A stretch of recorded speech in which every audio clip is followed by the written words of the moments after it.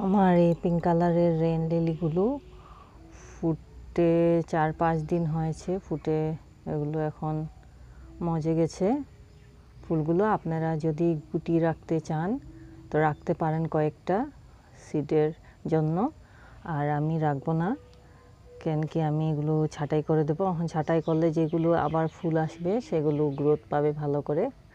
আমি এগুলো এভাবে ছোট নিচে থেকে হাত দিয়ে আমি ভেঙে নেব, ভেঙে নিয়ে নেব সবগুলো। আর ডেড হেডসগুলো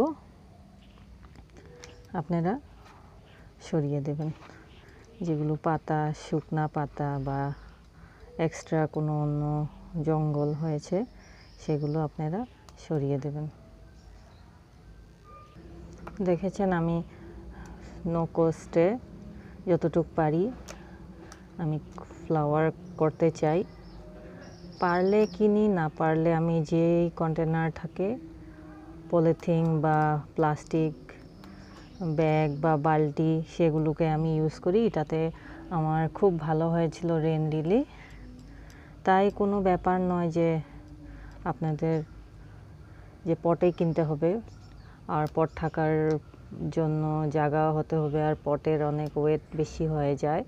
তাই যে কোনো ছোটো খাটো কন্টেনারে আমি যেভাবে এগুলো ইউজ করেছি, আইসক্রিমের পট, আর এটা বোতল ছিল, আমার মেয়ে বোতলটাতে তাকে ডেকোরেট করেছে। তাই এগুলো আমি যে পাই সেগুলো আমি নিয়ে আমি রিপোর্টিং করি প্লান্টস। আমি এভাবে আমি সবগুলোকে ফ্লাওয়ারগুলোকে নিয়ে ফেলছি। আর আপনারা চাইলে যদি গুটির জন্য তা রাখতে পারেন। আর ছেটে দিয়ে আমি সার দিয়ে দেব। সার আপনারা যে কোনো রাসায়নিক সার ইউজ করতে পারেন, আর আমি ঘরের সার, ঘরে বানানো আর চা পাতার অল্প রস ইউজ করব। কেন কি এগুলোতে ফুল ফুটেছে, তাই এদের খাবারের দরকার। ভালো খাবার দিলে আবার ফুল ফুটবে।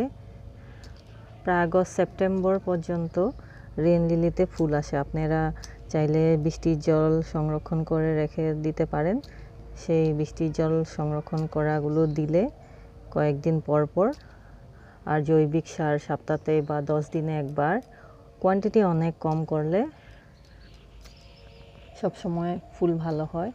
আপনারা যারা বলে যে 15 দিনে একবার বা সপ্তাহে একবার, তা নয়। আপনারা প্রথমবার খুব কম কোয়ান্টিটিতে দিয়ে দেখবেন। যে কোনো সার প্রয়োগ করলে আরও ডিস্টেন্সটা 10 দিনের রাখবেন।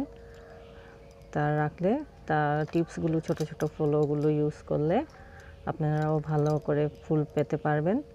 আর ধন্যবাদ আমার ভিডিও দেখার জন্য। ভালো লাগলে লাইক অ্যান্ড সাবস্ক্রাইব করবেন।